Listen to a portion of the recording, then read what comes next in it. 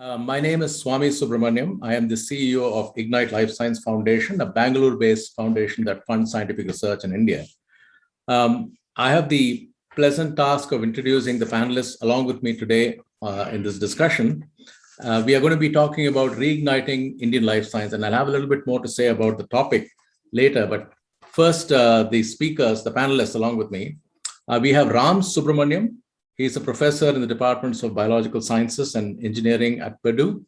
And he's also the director of the Bindley Bioscience Center, which is kind of connected with what he did when he was in India at NCBS, where he founded a company called CCAMP, Center for Advanced Molecular Platforms, which is kind of a segue, you might say, into what Bindley does in terms of bringing engineering and life science together. Then we have Vasan, who is currently the CEO of the DBT Wellcome Trust India Alliance. He has previously worked for global corporations like Novartis, AstraZeneca, and Biocom.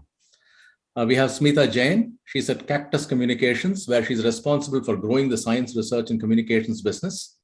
Prior to joining Cactus, she led India Bioscience, which is Indian, I would say, a young scientist community building effort, which has been very successful, and it's now become kind of the integral part of the life science community in India. Sri Kumar Suryanarayanan is the fourth panelist. He is the chairman and managing director of C6 Energy. He was previously the chief executive officer of the Translation Health Sciences Institute in the National Capital Region. And before that, he was president of research and development and chief scientific advisor at Biocon Limited, Bangalore. So welcome to the panelists as well as those who are signing in to listen to this discussion. The topic we are discussing today is reigniting Indian life science, and the question that may arise is, what is it that we are igniting and why does it need reigniting as opposed to igniting? So I think we will kind of get into that a little bit later while we talk about it. But briefly, I think the point we are trying to make is that India is on the cusp in many ways in terms of economic development, in terms of its role in the global stage. And this can be an opportunity for the life science sector. In fact, it has to be a compulsory opportunity, because without the growth of research in India, it is unlikely that this cusp will lead to a new trajectory of an end stage where we are a developed nation. So I think we are at a very critical point in our development as a nation. And the decisions we take today and the activities we perform are going to determine whether the trajectory is suitable for us and takes us to a good place, or we remain in a middling nation with a middle level of development. So I think clearly life science research in India is very vibrant. One way to look at it in terms of the biotechnology industry, of which a couple of you were a part of, it is expected to grow to 20% of output, global output in biotechnology in a few years' time. I mean, it could be 2025 or it could be a little later, but it was already at 3% a few years ago. It is expected to grow to 20%. I mean, that's a very significant contribution. And there are two ways to look at it. One is we are not only contributing to the well-being of Indians because of the economic output resulting from that contribution, but also the well-being of the world, because if we are going to be making vaccines and drugs and biosimilars and new biologics, then the world is dependent on India succeeding in its biotechnology mission. So I think this is critical, not just for India. It's also important for the world that we succeed as a biotechnology nation. So I think with that prefatory remark in mind, I think we'll jump into the discussion, which is split into three parts. In the first part, instead of taking the well-trodden path of pointing out what is weak or what is not working in Indian science, we are going to look at what are the opportunities in Indian science? What are the things that can form the basis for a launchpad, for being a launchpad for what we can do in the future? And I will start by asking Sri the question: what do you think are, for example, the comparative advantages that we have in India that can form the basis of launching Indian life science research in a new trajectory? Sri. Yeah, thanks a lot, Swami. For any frontier kind of work in life science, and where the prize lies in finding a solution to an existing problem. Okay, If you take life sciences, I mean, the biggest application, of course, is healthcare. With 1.3 billion people in India, if you take any disease, any malady, you will find that in India, you will have very large number of patients or samples. So the ability of a researcher based in India to access a variety of samples, whether it could be drug-resistant bacteria, it could be diabetes, it could be cancer, whatever research problem is cutting edge you choose, Indian researchers have the ability to access a very wide range of samples and a large number of samples. That is a raw material which is fundamental to doing good science. Okay. And so that's a very inherent advantage in India. I mean, it's up to us really to use this properly and to be able to, it's not, of course, as you know, it's not just availability of samples, but it's about the ability to go beyond the samples to actually process them, the infrastructure. I mean, but the raw material, without the samples, without the access to the patients, one cannot proceed on this research. So that's a huge advantage that India has. And it also has a very wide demographic population, right all the way from Caucasian almost all the way to all the major hues of humanity.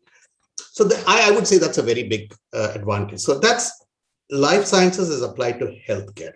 But let's take life sciences as applied to agriculture. Once again, India has the largest amount of arable land in the world, the largest number of people to feed, as one of the largest numbers of people to feed. The problems that need to be solved in, say, in something like agriculture, or, whether it's drought resistance, whether it's more nutritious food, again, India is a hotbed of opportunity. It is up to us to really go ahead and solve this. Come to another application of life sciences, environment, for instance. Okay. Once again, the amount and the numbers in India are huge, right? We are the third largest energy consumer of the world, one of the largest oil importers. So, I mean, look at all the opportunities, look at the possibilities. Yeah. And that's why I would say life sciences is a huge opportunity. And just one more thing, if I may just add, is that's just one part. The other part is what I would call the cost of failure. Okay, when we're on our way to solving these problems, okay, one doesn't know how much one has to spend to get to the solution. There may be 5 different approaches, and our budget if you're trying to address this problem in a more advanced economy, the budget may only allow for 2 of those approaches. But India is also a high talent, lower cost economy, so we can afford to embark upon 5 and fail in 4. For the same budget. So these are huge advantages, if I may summarize. Thank you, Sri. Those are very good points. I just want to put a little bit of context to this question. So this might be a very tired way of looking at it, but inevitably somebody is going to say India versus China, right? So because China is attracting capital, India is attracting capital. China has talent. China is a bit ahead of us in investment in biomedical science. We are also increasing investment in biomedical science. So I want to take this question to Rams now, because he's worked in India, he's worked in the US. So he's probably clued into what is happening globally. What do you see? Is there any competitive differentiation we have vis-a-vis China in our ability to prosecute our biomedical mission? That's fantastic. I think kind of Sri laid out the opportunities from the perspective of so many problems to solve. This is exciting, right? So the other point is, okay, if I want to solve all these problems, what do we need? I think we have a number of advantages. One is, unlike China, we have a very young population, and that's a big advantage that we have. The second big advantage that we have is democracy. I mean, let's not forget that yet we might be slow starters, but the fact that we have democracy allows people to do many things, and it's just not top down. And the advantage of top down is very interesting. The advantage of top-down is that you can make disruptive innovations possible, because any bottom-up is disruptive innovations. Top-down is always going to be incremental innovations, right? The other interesting time in India today is that without a level of economic prosperity, investing in science is very hard. So today, if you look at our, where she started with health, I will start with healthcare. Our healthcare industry is reasonably doing well, right? They now have the money to invest into the next level of research and stuff like that. So we didn't have that before. And this industry has shown the willingness also to invest compared to our government, which also has the money, but hasn't shown as much willingness to invest, because we still invest as a government 0.7% of our GDP on research when China is doing 2.6, and their GDP is about a magnitude larger than ours. So we are in an interesting stage where, and then the advantage, I think, of rather than government alone investing, our prospering industry investing, and number of millionaires in India, or billionaires in India are increasing at a large pace. If you could convince them to do philanthropy, it's increasing. Is that the diversity of the ways we will invest into biological sciences would change, and that diversity provides an opportunity of providing disruptive innovations. I mean, that is a specific advantage that we have compared to China. Compared to US, we have some interesting advantages as well. US is science has become a business. It's a machine, right? And unfortunately, when you're a machine and you're a super tanker, you can't change course very quickly. And what this pandemic has taught us is that the ability to change courses quickly is very, very important. And India has still that ability to change course very, very quickly. And in fact, the impact of the virus has been much less on India than in the US. So there are very interesting advantages that India has. And one advantage that India has that Shri kind of mentioned, but didn't go to the full length, is we have a lot to learn from biology in how we grow, because biology has existed for 1 billion years. And India has the largest biodiversity and one of the longest living mass of land with living things. Our biodiversity is larger than China's, even though China is much larger than us. Biodiversity is larger than the US, which is 7 times larger in land mass. So this provides another advantage for us to learn and do things very interestingly. So there are a number of advantages to exploit. That's great. So I think you mentioned two, I thought, very important points, which are, the first point is probably less understood. The fact that we are an open society is very important. And I don't know whether our policymakers appreciate this to the level it should be appreciated, that we need to maintain freedom of thought and expression right in our academic institutes, universities, etc. We need to go the distance in terms of being an open society rather than compromising on that. That's going to be very critical to this, for this mission to succeed. The second thing you mentioned, that the US is like a super tanker. We are like a shoal of fish. We can move very fast, right? And I think that's a great point also you made. And there I would also again say that we should not follow the model traditionally followed, which is large programs, huge amount of fundings with long timelines and massive expectations. We should do many more smaller projects, which can be kind of cycled faster through, and you can get a proof of principle or a proof of concept very fast. So here I would like to shift to Vasan, because he works for a funding agency, so he knows funding. But although you work for a large funding agency with just large funding, right? But what do you think? I mean, you must have experienced, studied this at many different levels. So do you think that adaptive, flexible, dynamic funding can be a competitive advantage? And is India already doing it? Or if India has to do it, how should we do it? Great questions, Swami. I think what you spoke about as flexible funding and generous funding, I think is disruptive. That is the way to go, because that's the only way we can really catch up on the time scale in terms of where we want to achieve. So India Alliance, for example, right, with the funding we have tried to be creative and really trying to empower the scientists who we fund, with the idea that they need to have all the flexibility and ability to move things around. And most important is the time span, right? You mentioned about doing a short course investment. That helps in certain areas. But when you're talking about capacity building, where we really are looking at long-term gains, the duration of investment is very important. Like the HHMM model, the Harvard Hughes Medical Institute model, where the duration of investment is 5 years. That's a minimum amount of time it takes for someone to really ask a very challenging question and really want to do some path-breaking research. So that 5 years is the minimum time I think is required. And that's something we are doing. Are we doing enough? The answer is no. Can we do more? The answer is yes. So I clearly see that it has to be a mixed bag approach of really looking at short-term gains as well as something where you invest for the long. That's great. So you mentioned the capacity building versus funding projects with hypothesis testing kind of thing, right? So Yes. Capacity building might mean setting up a new instrumentation center like CCAM, for example, which has the cryo-electron microscope, which they then provide to scientists. So do you feel that, Vasan, again, just to get back to you again on this, do you feel that we need more of one or the other, or do you feel we are doing well on capacity building? We really need to be funding more projects, or do you feel capacity itself is a problem in our country and just funding projects won't do because we don't have the capacity to do those things? It's the sophisticated instrumentation that's required. And maybe Rams can also take a shot at that after you speak, but if you can start. Sure, we need more, Swami. Simple answer. But we need more of capacity. Yeah. More of capacity, more of funding.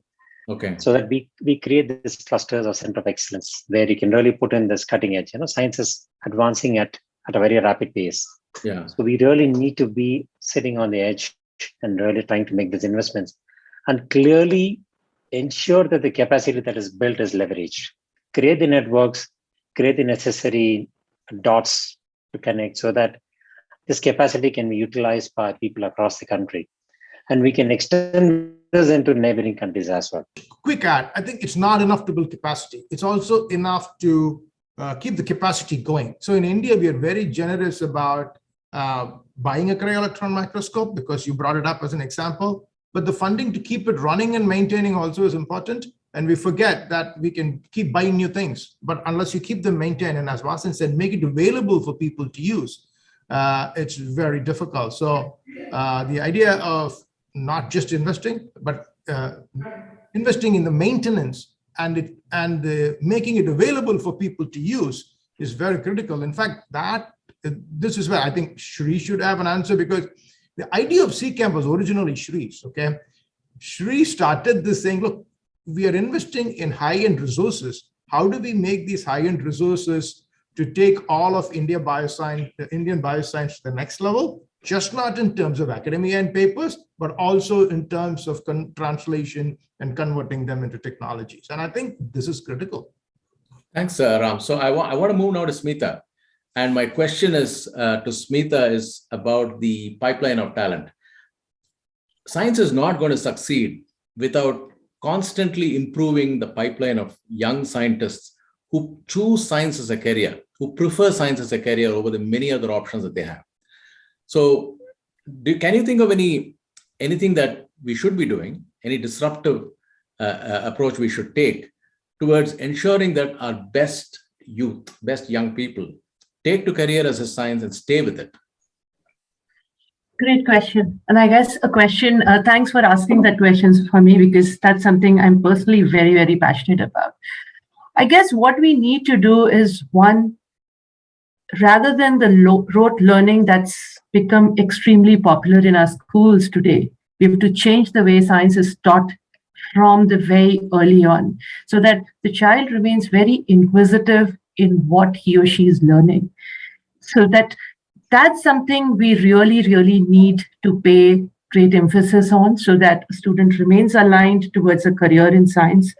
Having said that, we are hopeful that NEP will bring in some change. Let's see, time only will tell. But regardless of that, as one grows and comes to college and comes to higher learning, what really needs to change here is the mindset that it's not just one way, especially with respect to science. And that's how many good students end up not taking science as a career, because they feel that it's just one linear path. So science as a career needs to become, or needs to showcase itself as a very lucrative career, not just in terms of money, but also in terms of the satisfaction that you get. And that needs to get communicated. More and more scientists need to come out and, connect with the larger society. So that's one. And then definitely, like places like India Bioscience, we have been doing a lot of, work towards popularizing other career options that are associated with this whole scientific ecosystem, that are required for a very, what should I say, that are required so that this whole bigger machinery runs very smoothly. So you really need to popularize those.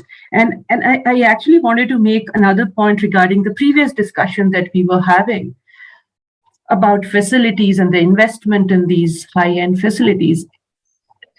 A point here is also about human resource. You need to train people to run these kind of facilities. That's also extremely important. You may have funding, you may have ways to even run these facilities, but you need a very different mindset of people to run such facilities. And that's something we need to pay emphasis and give people that equal credibility as a researcher gets. So yeah, I guess those are the points that I would like to add here. So we ran a fast grants open call recently at Ignite, and we got a very large number of proposals. Unfortunately, we did not have the money to fund many of the really excellent proposals coming from further afield than I would have thought. For example, we got from private universities, from Kerala, some small universities I'd never heard of, and the proposals were written very well. I mean, I didn't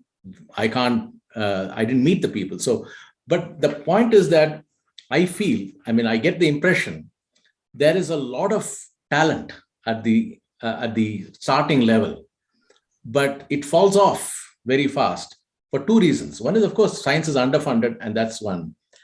But there is also very uneven quality in our institutions. And if you're a very bright, smart person, your aspiration to work in a scientific institution or work in science will be colored by the experiences you have with other scientists.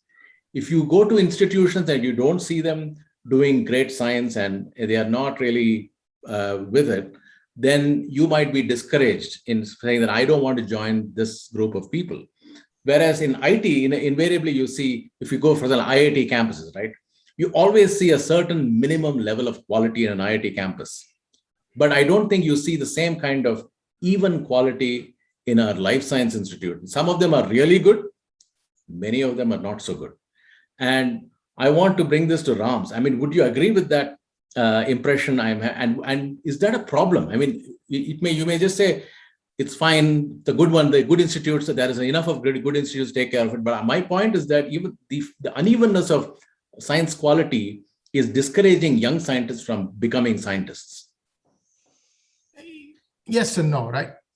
I don't agree with the example that the quality in IT is much better, because if you go to an IIT, yes, you're going to one of the elite campuses. Even IT, it's a lot of variability. And I think it's consistent investment that will slowly increase the quality. It's not just enough to build ivory towers in a few places. The important for the country is that you have to increase the level overall, right? And that is the challenge, and that has to happen. So I completely agree. There is a large unevenness in quality, and then there is this perception that we have to get out of, that somebody in the best discoveries are going to come from somebody who's an elite institution, and that we're somehow, because they are in this elite institution, that they're smarter, is another problem that we have. We have to get rid of the problem. Over and over again, we've shown that that's not true. The Ramchandran map came from Madras University, not from IISc.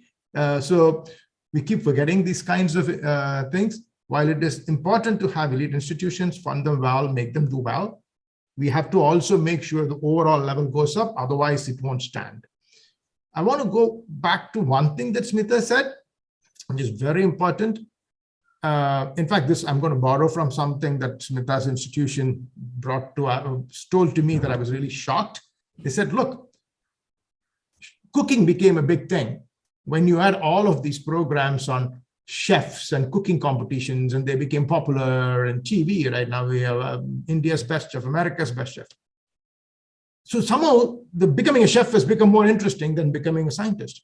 What can we do as a country to put our scientists there? I mean, why does everybody want to be a cricket player or a movie star or today a chef and not a scientist? And I think if you can break that and go back to the idea of scientists are people who contribute, and now I think we would have made a huge change, that children feel inspired, that they want to be a scientist. Yeah, I'll go back to Sri now, because I think there is an important point that is coming out of this is, I mean, we have not spoken about linkages between what industry needs or industry does. For example, Bell Labs, AT&T set up Bell Labs. Those were, of course, I mean, I think Bell Labs is either declined or it's not doing its original work now, but something like Bell Labs, I haven't seen something like that being created in India. There is a basic science institute studying basic science set up by a corporate, right? And Bell Labs did a lot of great things. So my question to Sri is, what will it take for industry to realize that investment in fundamental science is key to their continuing success? I mean, and some of them may actually fail because they don't have access to good basic science. Do you see that as an issue in India, especially? It depends on who you talk to, right? I mean, if you talk to me, I would say that, wow, there's no doubt at all that we must invest in basic science, because that's where the new ideas are formed, and industry's job is to translate some of that into reality. Industry has been in survival mode until now. I mean, it's been about, for the least amount of money, let's take something quickly to the market. So they were more being in developmental mode rather than in research and development mode. Okay. So they want more or less cooked ideas, so that they just do the final touches and the finishing. So that's why industry traditionally has not collaborated very closely with academia, because the thing about academia is, given the facilities in academia, scientists can take an idea so far and then there is a gap. Mm-hmm. Okay. And industry can only take it after that gap. And that's why institutions like CCAM, translational research, I mean, those are all very important in today's context. Mm-hmm. But industries have also matured. Okay. The larger industries have now, they have enough cash flow to go back and say, hey, we need to be working with these far out ideas. They are working together with the universities. This is only increasing. I mean, I can see that for certain. I mean, there is no doubt at all that as we become more and more IP driven and original research driven, this has to happen. I mean, I don't even think industry has to be told this. Okay. Mm-hmm. It will simply be a matter of survival to go and collaborate with universities, and for universities, the right balance where university can stop and where industry can take over. Both have to expand a little in their capabilities. Industry a little backwards to taking a more fundamental idea they should have, and academia a little forward. Okay, mm-hmm. Just beyond, but it's happening, but it's an evolution. Okay. So I'm very positive about this. So yeah, okay. So that's the message you're conveying, that we should not judge them too harshly. They are changing, and we can expect good things to happen in the future, which is great, because we want to be as positive. We send out a positive message, and hopefully it's not all fluff. It's actually really happening. I want to now use this as an opportunity to move to the third round of our discussion, which is on philanthropy. Now, philanthropic funding for science has not happened in a big way in India. There have been some efforts here and there, usually based on a single disease. Tatas have, for example, invested heavily in cancer research. But systematic philanthropic funding for science has not happened in a big way, which is why we have Bill and Melinda Gates in India. We have Wellcome in India. And essentially, they are there meeting a need that was not being filled before. I mean, they're creating a new funding mechanism, which should have been created by Indian billionaires. But because they have not done it, Wellcome Foundation and the Bill and Melinda Gates, etc., find that there is a role for them to play. So I want to ask Vasan, what is it, as you see the landscape for science funding in India, do you see philanthropy as being an increasingly important? I mean, are there any signs that billionaires in India are saying, okay, we want to do what the Wellcome Foundation does, but we want an Indian Wellcome Foundation? Is there any sign of that you can come across? Again, a great question, Swami. So yes, there is a changing trend in terms of quantum of investment, right? We are seeing the the Brain Research Center funded by Chris Gopalakrishnan. The quantum of funding is really huge in terms of a specific area, understanding neuroscience and degenerative disease. Similarly, Tatas are investing in certain areas. And your own example of the Ignite Life Sciences, it started off on a great note. And I'm sure that this is going to act as a catalyst and create the awareness that's needed for people to say that, wow, here are some established channels or pathways through which I can contribute and then build it. So this is definitely happening, Swami. It's just a matter of time. Just a follow-on question. What is the key motivation for somebody who's extremely wealthy? Because clearly, even in the US, only 10% of research is funded by philanthropy. It's 90% is coming from corporate and government sources, right? So even in the US, it's not a very large percentage, but it is significant. My question is, if we could bring it to 10% in India, that's roughly 140 million. I think we are aiming to spend through NRF some $1.4 billion. That's $140 million that we would be getting through philanthropy if we match the US. And we maybe, I don't know how much it is now, maybe 10 million, 20 million, whatever it is, right? My question is, what is it that will motivate a billionaire to think that this is important for me to do? In other words, I don't know if the Wellcome Foundation raises money from other private individuals, since you have a large corpus already. Whether you have or not, that doesn't matter. But question to you is, what is it that motivates people to do it?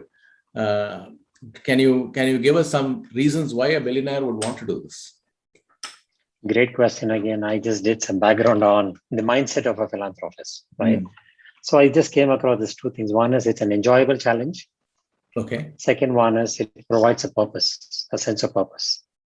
And so that is probably the two important pivots in terms of why someone with a lot of money clearly sees that I want to make a long-lasting impact. And they see that there is a purpose and also a challenge which they think cannot be addressed by government funding. So what is so unique about the philanthropic funding is that the funding can really support high-risk projects, right? Which will take decades to address, and we are okay to fail. Whereas with government funding, something goes wrong, you really need to understand what, who's to take the blame. So that way, I think philanthropy really has the opportunity to test big and bold ideas. There are plenty of examples happening in the West, in the US. For example, you take the Howard Hughes Medical Institute, as well as certain other focus advocacy groups where they collate a lot of people, like-minded people, with some kind of an emotional connect to a disease. For example, the Cystic Fibrosis Foundation in the US is a fantastic example, an example of a venture philanthropist, where I believe in the last 20 years, they have raised around $500 million US. And successfully, this foundation has delivered a life-changing treatment in the form of Kalydeco. And they really have built in a kind of a mechanism where they get royalties on the investment they make, so that it becomes a sustainable engine. In all the conversations we have, the most important thing is any model you build has to be self-sustaining. It can't be a one-time 5 years, 10 years, and then it vanishes. So the multiple examples, Cystic Fibrosis Foundation is one, then the Juvenile Diabetes Research Foundation, which is one of the largest organizations in the world, trying to put in the best treatments out there for type 1 diabetes.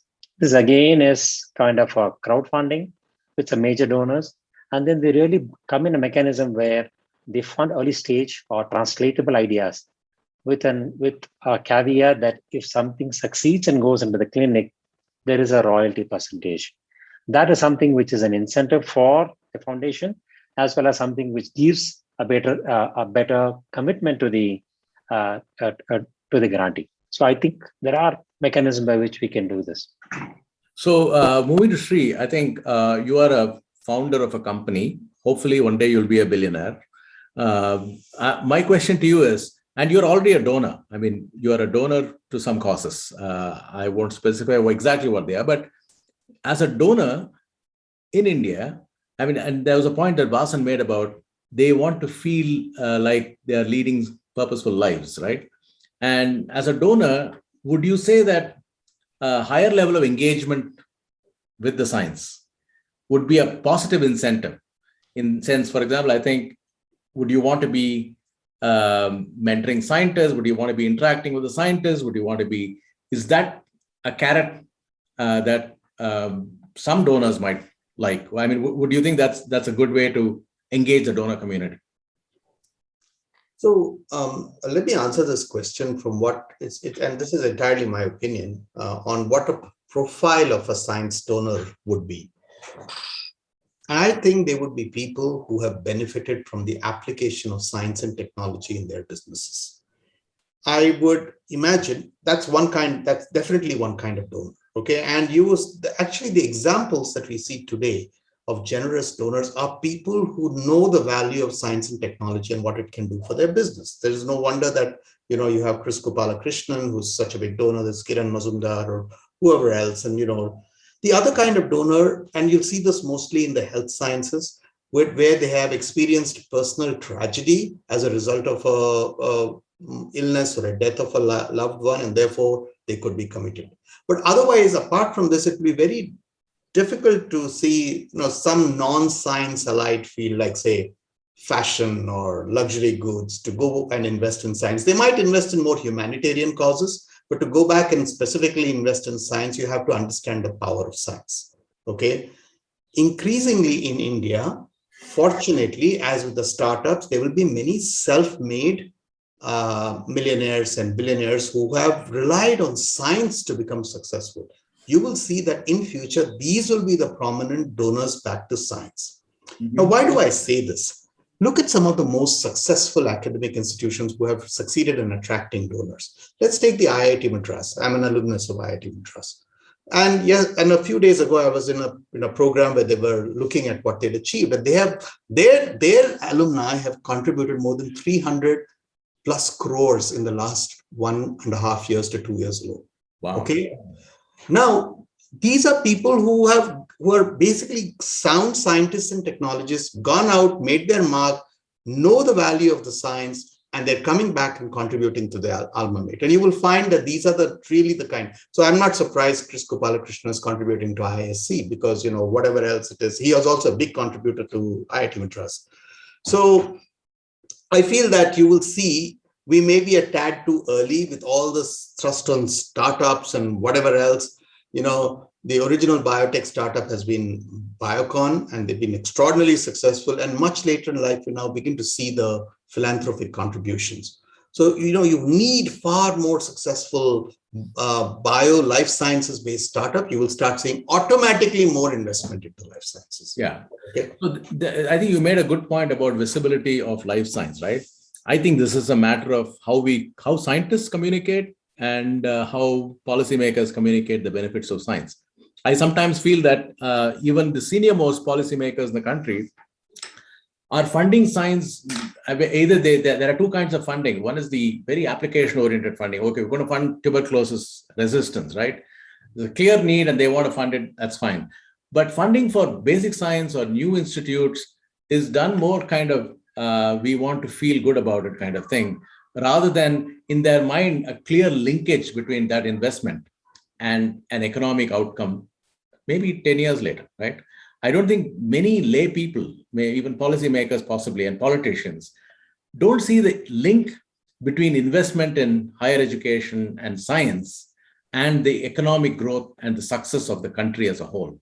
And I think it is a very important task for science communicators to involve the voting citizen in the mission of saying that, yeah, we need science because without science, we're going to be dead in the water in 10 years from now, because we have challenges in climate, we have challenges with pandemic, we have so many challenges, and we need good, affordable solutions built locally. But I don't think many people make the connection between the physics and chemistry that they hear about and the output. So I want to ask Smita the question, do you agree that this is a problem, and what could we be doing to rope in the average guy on the street into believing that science is important, not just for him and his children's career, but for society as a whole? Very, very pertinent point, Swami. I guess that's the need of the hour, and pandemic has shown us, all of us, the very need of connecting science with the large ecosystem of where we all live and thrive. what needs to be done is scientists and science communicators. I don't think there's a distinction here between scientists and science communicators. It's just that people who know how to put that story out, put that story and show the impact of that story. They just need to go out and communicate on a very, very regular basis. And it need not be a monologue, it has to be a dialogue, wherein you as a science communicator or a scientist also understand what their challenges and what their issues are. So it has to be a dialogue. And that dialogue will only help us shorten the gap that exists between these two communities. And only when that gap is lessened, it narrows down, is when people will start believing in the power of science. And only when that happens, people will start to think of investing for the cause of science. Because if you look at social sector, there's so much investment coming from individual donors or philanthropists. Somewhere I was reading like 60% of individual contributions is made by these, by individuals. 60%, that's a huge sum in India, which is something like 43,000 crores. That's humongous. So it's not that you don't have people, giving for a cause. It's just that because there is a divide that exists between understanding of science and the impact the science has on the society, that people don't buy that. And as Sri mentioned, only those people who have seen the power of science kind of go ahead and contribute. So it's very important that scientists as a community learn to communicate and learn it in the right manner. And talk the language that the community understands, not the language that they are usually accustomed to speaking. So Very good that's point. Yeah, and I have a related question to that. Is that I'm on Twitter, as you know, and Yeah. on Twitter I see a lot of science communication tweets. right. And there are lots of small entrepreneurial startup type of outfits that are very enthusiastic and doing it really well. True. It seems like a bottom-up effort, which is very good. But are the people at the top hearing this? Are they aware that are they telling their senior people that we should be spending extra effort in making sure that the community around us understands what we do, and we should be training our scientists, at least some of them, in science communication? How do you translate jargon into what lay people can understand and appreciate? Is that also happening top down, or is it purely some kind of a revolutionary movement happening at the bottom? No, so Swami, I guess it's happening both ways. And I know the efforts all the top, even government bodies are making in making science communication a very integral part of the whole scientific endeavor. PSA office is doing it, CSR is doing it, DBT is doing it. It's just that, and then a lot of bottom-up approaches as well, as you mentioned. You've been seeing a lot of these startup kind of activities, or individual run efforts, or organization mediated efforts. But what I feel is that there's no single movement. It's all happening in their own spheres. There has to be a much larger program. So let's say DST has now mandated that part of its money, the grant that DST gives, is going to go for social cause. So it's called scientific social responsibility. So a scientist has to go out and communicate. But the question is whether the scientists are trained for that. Are there really good, solid training programs that are happening so that the scientists who receive such grants are actually able to make use of that, even if it's a very tiny amount, but are they able to make use of that amount and go out and communicate it effectively? So what is needed is, again, organizations like India Alliance has been doing a lot of work in terms of training researchers, young researchers for science communication, but it needs to amplify. It really needs to amplify extensively, especially in a country like India, which is vast and humongous. And I think the good thing is that we don't have as many anti-vaxxers in India as they have in the US. So despite the US spending so much money on public broadcasting and excellent programs on television on science, a certain proportion of their population seem to deny the existence of science. So I think there needs to be some kind of a dialogue, some kind of an exchange, some kind of a basic fundamental mind shift for science to be accepted in the mainstream. And I think maybe India is not so bad compared to some other countries. But Rams, do you want to speak to your experience in popularizing science in the US? Is that difficult? Is that how do you do it? No, I mean, popularizing science in the US is a big deal, and everybody does it. In fact, the problem is philanthropy is and public funding in science is also a double-edged sword. Okay, all of this anti-vaxxer movement are also quote unquote funded by philanthropy. You should remember that. Okay, there is enormous amount of anti-vax advertisements in social media and sometimes even in mainstream media because they have the money and the power. So anything that you do is a double-edged sword. So it's not that people don't appreciate science. So I live in an area which is considered a red state, and I know a lot of anti-vaxxers around me. And this is also coming from misinformation that is being provided by philanthropic funding who have a specific agenda that they want to meet. Okay, we try to neutralize it, but you should remember it's a competition constantly. It's not that they don't believe in science. So I have a person who's doing his PhD in mechanical engineering at Purdue, which is one of the top 3 engineering schools in the world, right? Yet won't take a vaccine. Yeah. So this is a very interesting dynamic, but India has 2 advantages. I want to focus on India because India has 2 advantages. Number one, India is the only country where in the constitution of India, we say we need a scientific mindset. We don't say in God we trust. We say in science we trust. Okay, this is huge change. I can't think of any other country in the world which is enshrined in their constitution that we trust in science. Everywhere they trust in God, including the US.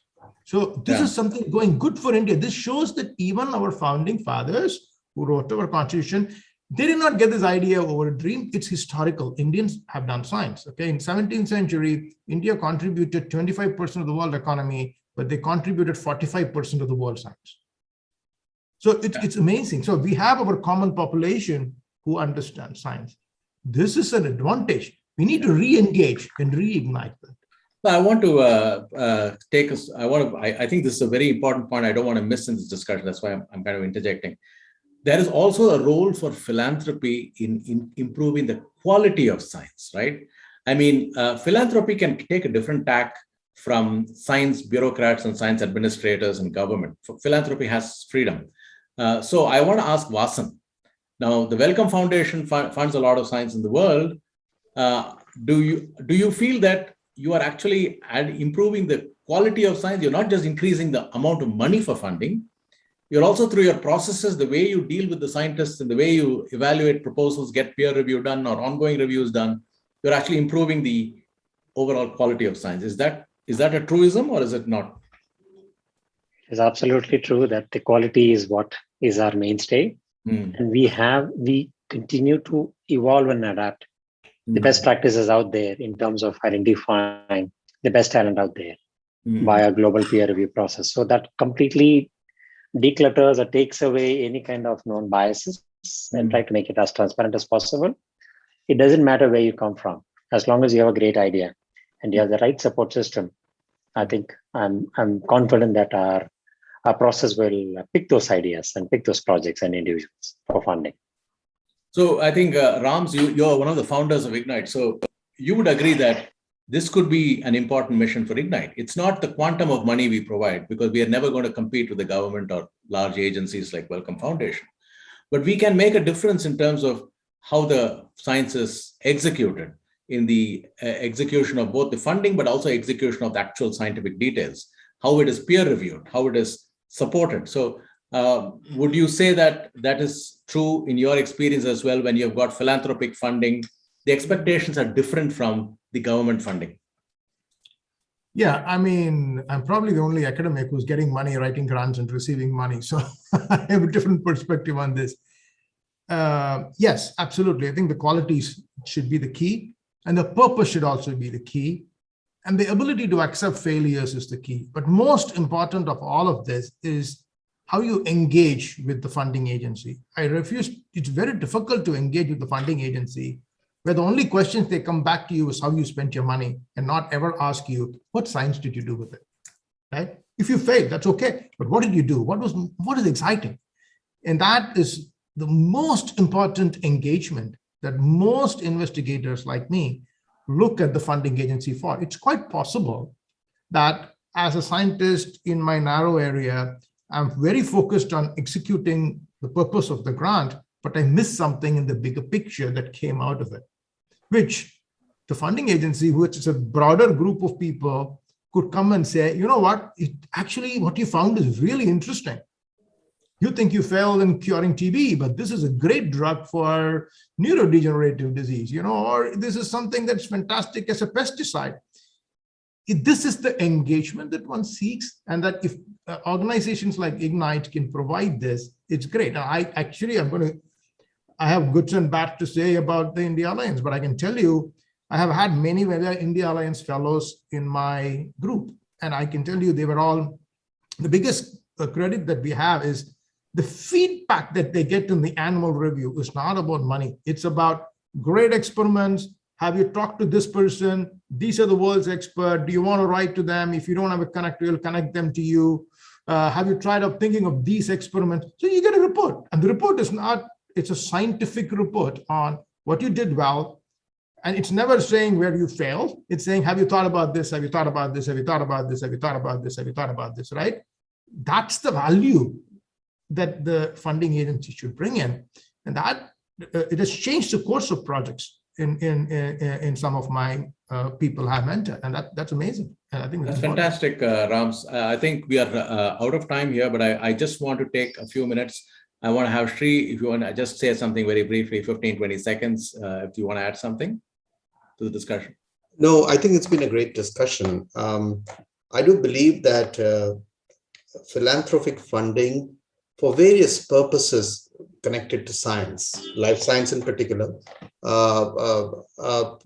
because it's so pervasive, is going to rise. Okay, and it's not simply philanthropic funding in that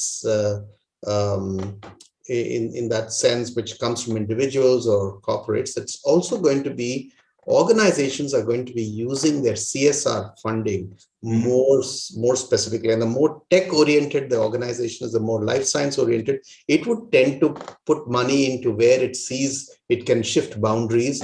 And one of the issues that we have with funding agencies in India is because for the size of the funding they're handling, they're not allowed to outsource the review processes. They're not allowed to, because it's all tied to the responsibility of administering the funding. You see, so that's unfortunate. But as more corporates get involved, as more individuals get involved, you can increase the bandwidth and the variety of feedback that Rams was saying is so important to a researcher.